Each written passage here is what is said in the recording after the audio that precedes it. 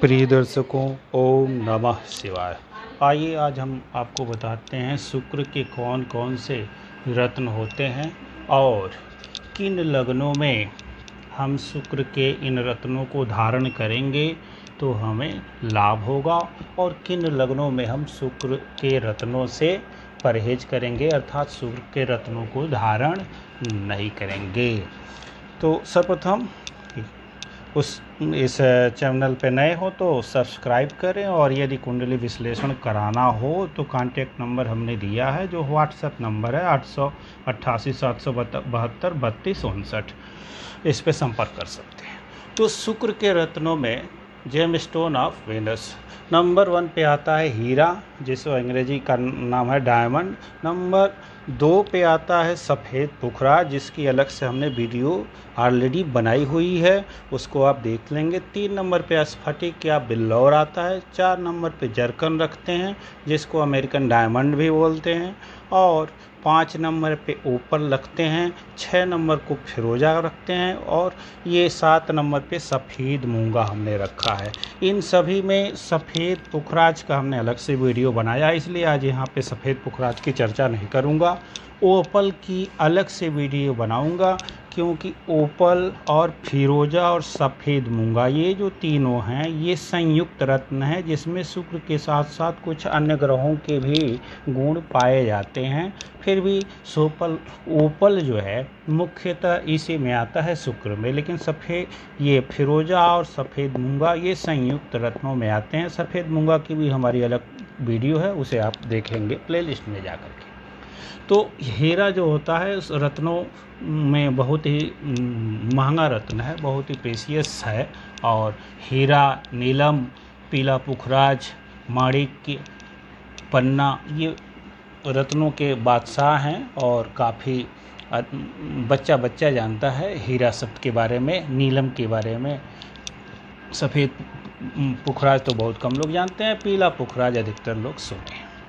तो डायमंड चूँकि काफ़ी महंगा होता है, फिर भी शुक्र का मुख्य रत्न यही है हीरा, और ये तुरंत लाभ अथवा नुकसान कर जाएगा शरीर पर धारण करने पर। इसलिए यदि आप कोई महंगा ज्वेलरी पहन रहे हैं और शुद्ध हीरे जड़ित वो ज्वेलरी है या कोई भी आभूषण है तो बगैर कुंडली विश्लेषण कराए न पहने। छोटा मोटा रहे और रत्न और ऊपर रहे, बॉडी पे टच न करता हो तो उसका थोड़ा सा अलग है, लेकिन जो भी बॉडी पे थोड़ा सा भी टच करता हो तो इस तरह का हीरा धारण नहीं करेंगे। और यदि करना भी हो तो थोड़ा सा फंक्शन में पहने वहने और पुनः उसको निकाल करके रख देंगे, क्योंकि छोटा मोटा भी है तो भी वो आपके ऑरे को प्रभावित अवश्य करेगा यदि वो शरीर पर रहेगा तो। रत्नों के बारे में हमने बहुत सारे रत्नों का प्रयोग किया हुआ है, आप देख रहे हैं हमारा ग्रुप दूसरा है, और हमने सफ़ेद पुखराज सिलोनी पहन के चेक किया है, फिरोजा चेक किया है, सफ़ेद मूंगा चेक किया है। इसी प्रकार से हमने सिलोनी नीलम को भी चेक किया है, नीली भी चेक किया है, लाजवर्त भी चेक किया है। तो रत्नों के बारे में ऐसा साहस अन्य किसी एस्ट्रोलॉजर के पास होगा नहीं जो कितना हो बड़ा हो कि वो ऐसी हिम्मत दिखाए कि रत्नों को स्वयं अपने शरीर पर, यद्यपि उसकी कुंडली हो, और विपरीत रत्नों को भी पहन करके चेक कर सके।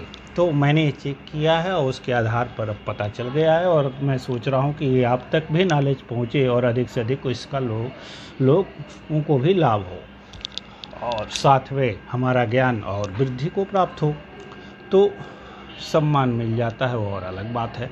तो हीरा जो है शुक्र का मुख्य रत्न है, और यदि हीरा नहीं पहन पाते हैं तो उसके लिए सबसे सस्ता आता है स्फटिक, जो 500 से 1000 में मिल जाता है, उसी को बिल्लौर भी कहते हैं। जरकन भी सस्ता है, 1200 से 1500 में इसकी भी अंगूठी बन जाती है, जिसको हम इसी तर्जनी उंगली में रिंग पहनते हैं अथवा इस बीच वाली उंगली में चांदी में मढ़वा करके पहनते हैं, और नहीं तो पेंडेंट बना करके और गले में लॉकेट के रूप में भी पहनते हैं।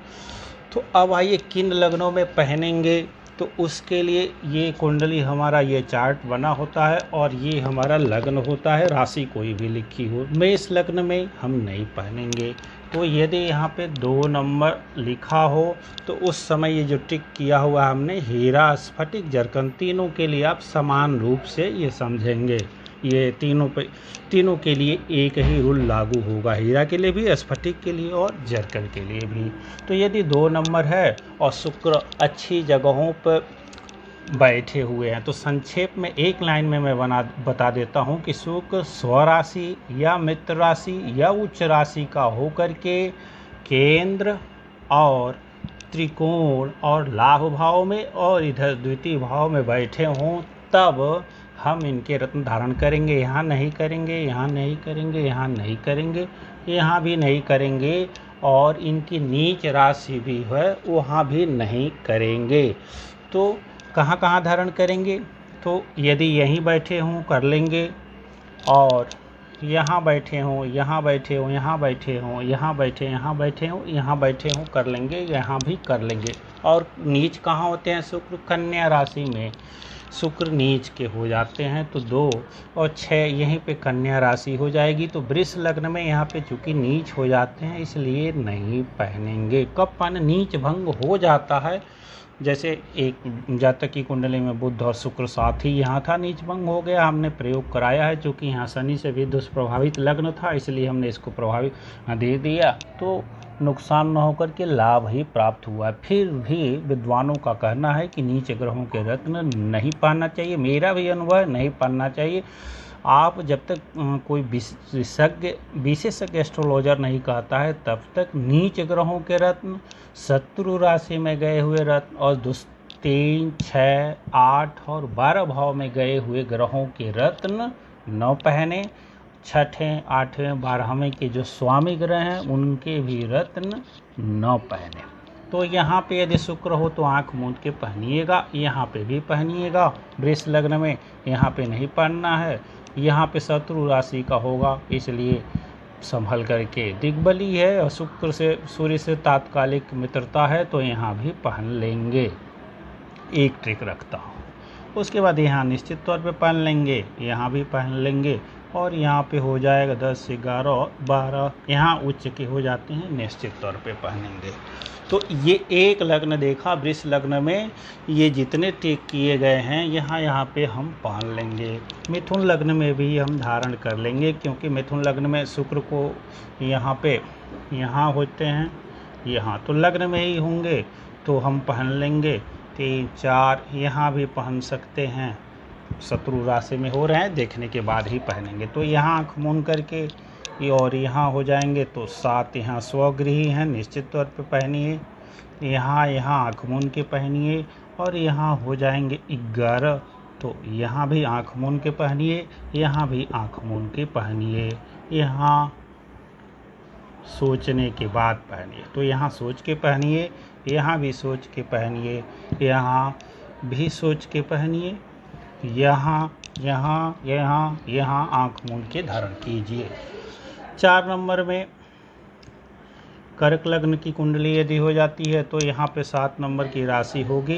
तो यदि शुक्र स्वगृही हो तो पहनिए, अन्यथा शुक्र की दशा अगर आती है और अन्य ग्रहों से सपोर्ट नहीं है और शुक्र अच्छे भाव में यहाँ पे हैं अथवा यहाँ पे उच्च के हो जाते हैं तो उस समय इनको न पहन के इधर सोचा जाता है। सफ़ेद पुखराज में थोड़ा सा क्रीम कलर ले आकर के तो इधर पहना जाता है, इसको इधर नहीं पहने। कर्क लग्न में भी परहेज कीजिए, सीधा सीधा केवल यहाँ रहे तो पहनिए कर्क लग्न में, अन्यथा परहेज कीजिए। उसके बाद 5वें में भी सिंह लग्न में भी परहेज कीजिए क्योंकि शत्रु भाव रखते हैं, परहेज कीजिए। सिंह लग्न में भी 6 कन्या लग्न में तो 6 और 7 यहाँ हो जाएंगे और 2 नंबर यहाँ हो जाता है, 2, 4, 6, 7 यहाँ। तो यहाँ हो जाए पहनिए, यहाँ हो जाए पहनिए, यहाँ हो जाए निश्चित पहनिए, यहाँ हो जाए निश्चित पहनिए और 2, 3, 4 यहाँ पे सोच समझ के पहनिएगा, इधर तो पहनना ही नहीं है, पहनना ही नहीं है। और 6 यहाँ देखिए शुक्र कन्या में नीच के हो जाते हैं इसलिए यहाँ नहीं पहनना है, यहाँ पहनिए। और यहाँ पे हो जाएंगे 10 यहाँ पहनिए, यहाँ पे हो जाएगा 11 यहाँ भी पहनिए और यहाँ पे 6, 8 हो जाएगा, यहाँ भी सोच समझ के पहनना है। यहाँ अच्छे नहीं होते हैं इसलिए यहाँ बहुत सोच समझ के ही पहनना है। अब आते हैं 7 में यहाँ 7 नंबर अर्थात तुला लग्न लिखा हो। तो जब तुला लग्न लिखा हो तो शुक्र यहाँ से अष्टमेश भी हो जाएंगे।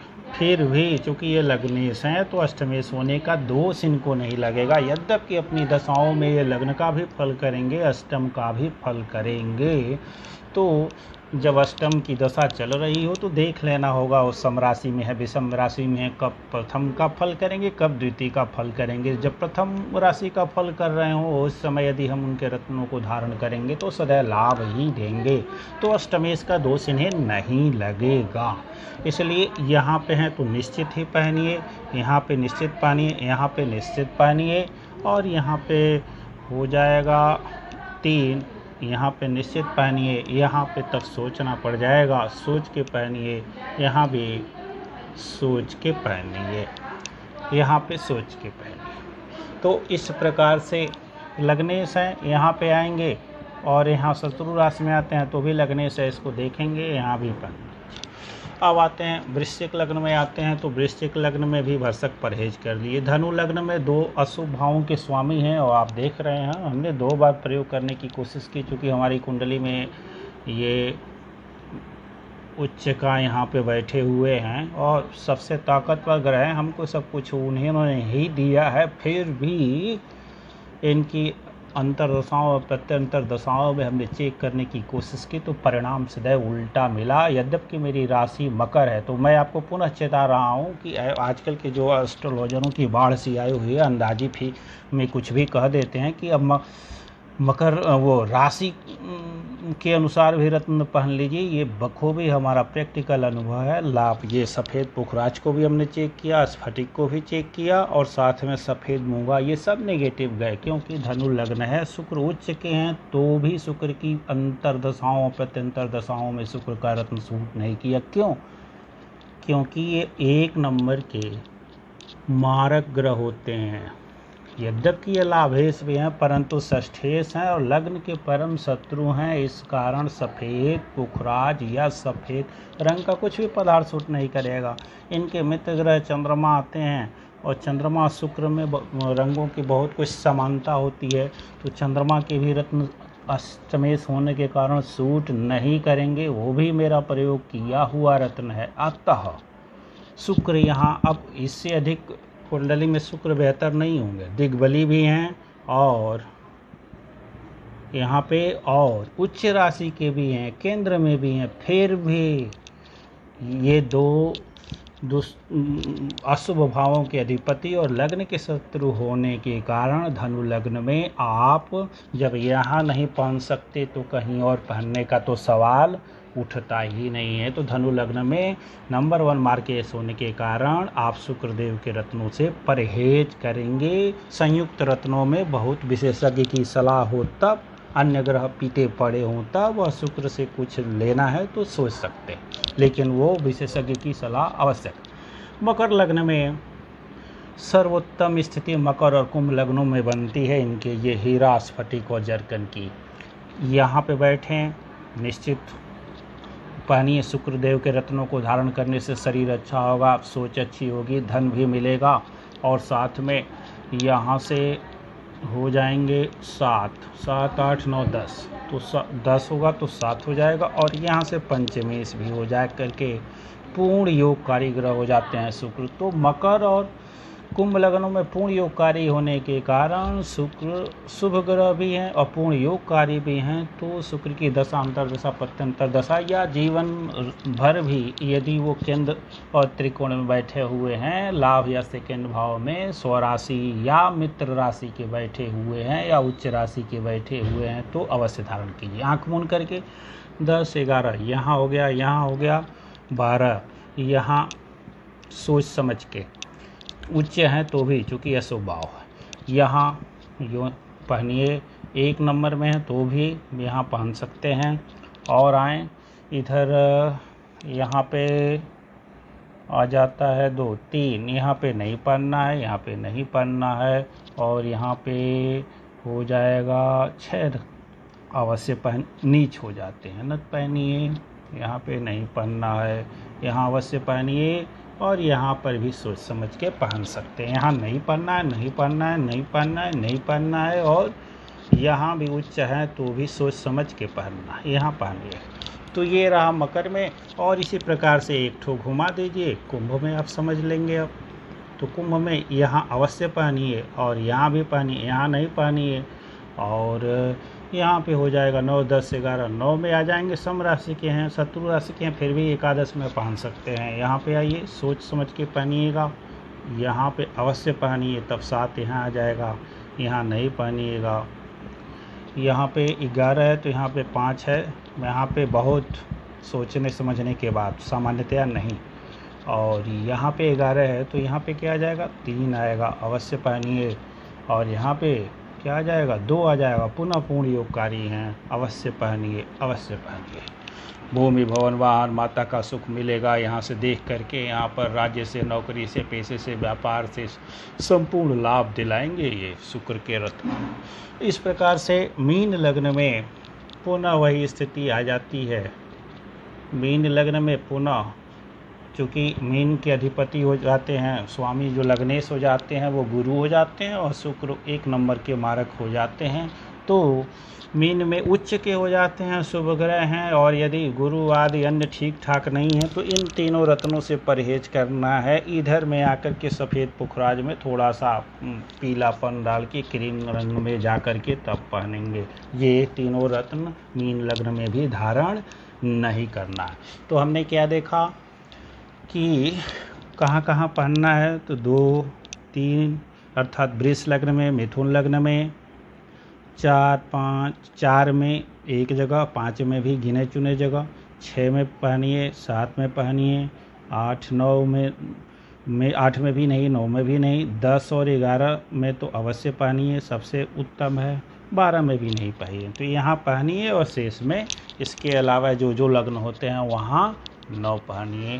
तो ये रहा शुक्र के रत्नों का 12 लग्नों में कहाँ पे हम धारण करें और कहाँ पे धारण न करें, और धारण करने से क्या क्या लाभ होंगे। तो शुक्र के जो जो स्वतंत्र कारकत्व हैं, इनके रत्न धारण करने से शुक्र ग्रह को बल प्राप्त होगा, और जो शुक्र से संबंधित हमको फल मिलने वाले हैं वो बहुत आयत मात्रा में मिलेंगे। अब ये लगनानुसार शुक्र की पोजीशन जो होगी, जो फल शुक्र को करना है वो उस अनुसार से अलग अलग मिलेगा। लेकिन इसकी दशा और अंतर्दशा जब आएगी तो इनके जो स्वतंत्र कारकत्व हैं उनका फल जो शुक्र को देना है, इनके रत्न धारण करने से उनकी वृद्धि होगी। जैसे लग्जरी की प्राप्ति होगी, जैसे धन भी प्राप्त होगा, जैसे